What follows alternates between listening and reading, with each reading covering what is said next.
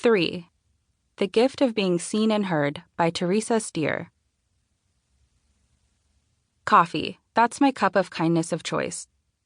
There are times when nothing can get me out of bed and out the door faster than anticipating the warmth and comfort of my preferred hot beverage. It's one of the many little things helping me survive college, especially 8 a.m. classes. As I pull up a bar stool at the Starbucks counter and wait for my order, it occurs to me that other simple forms of kindness can be offered even by someone who hasn't had their coffee yet, like holding the door open. Believe it or not, that smallest of gestures can start someone's day off better instead of worse. In fact, earlier this particular morning, a groggy-looking stranger had paused to hold the door open for me. We had a quick exchange of, "Thank you so much," and "You're welcome," and that was all it took to put a pre-coffee glow on my face.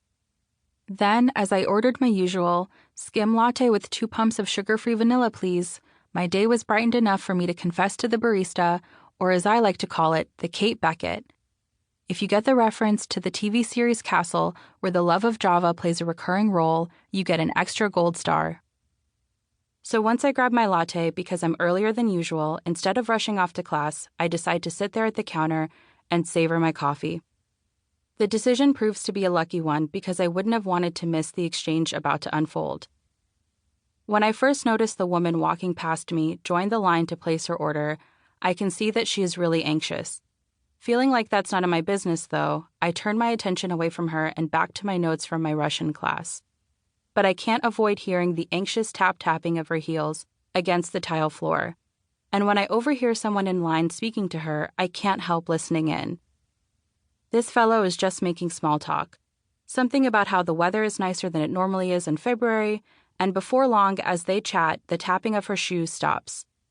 One of the things she has mentioned to him is that she is on her way to a job interview and is extremely nervous.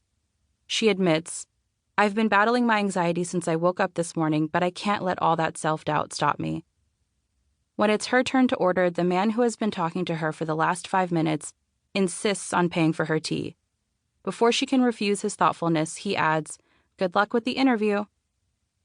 As I watch her place her order, then take the tea and make her way to the exit, I'm amazed to see that she is no longer the same anxious woman who'd walked past me a mere 15 minutes earlier. Instead, I see someone confident and eager to embrace the day ahead. That man who bought her tea was probably just getting himself a coffee before work, but he somehow showed up at just the right time to be there for this woman, at a moment when she didn't even know she needed his honest-to-goodness kindness. The free drink was nice, but what was truly kind was how he distracted her from her nervous thoughts, letting her know, "You're going to do great." What if we all took his example? What if we ask someone we see pacing whether they are okay? What if, when we see an elderly person drop something, we pick it up for her? What if we help someone carry their grocery bags to their car because their 3-year-old is throwing a temper tantrum? If, instead of just being onlookers, we all offer simple, small gestures in everyday, anxiety-provoking situations, we can make a difference. So if you ever see someone who seems to be a little nervous, be the guy at Starbucks and start a conversation. Anxiety is real, and it's not just all in your head. But also, don't be offended if the person you'd like to help turns you down. Remember that coping with anxiety, or any variety of its sometimes debilitating symptoms, can be tricky. According to the Anxiety and Depression Association of America, anxiety is the most common mental illness in the U.S., affecting 40 million adults ages 18 and older, or 18% of the population. The ADAA also states that out of those 40 million people, only a third will seek treatment. Sometimes we feel powerless to help others. However, as I'm sitting, packing up my books, and sipping the last of my coffee, I'm struck by how powerful it can be to simply listen to someone else's concerns, and most of all, to let them know they've been heard and seen.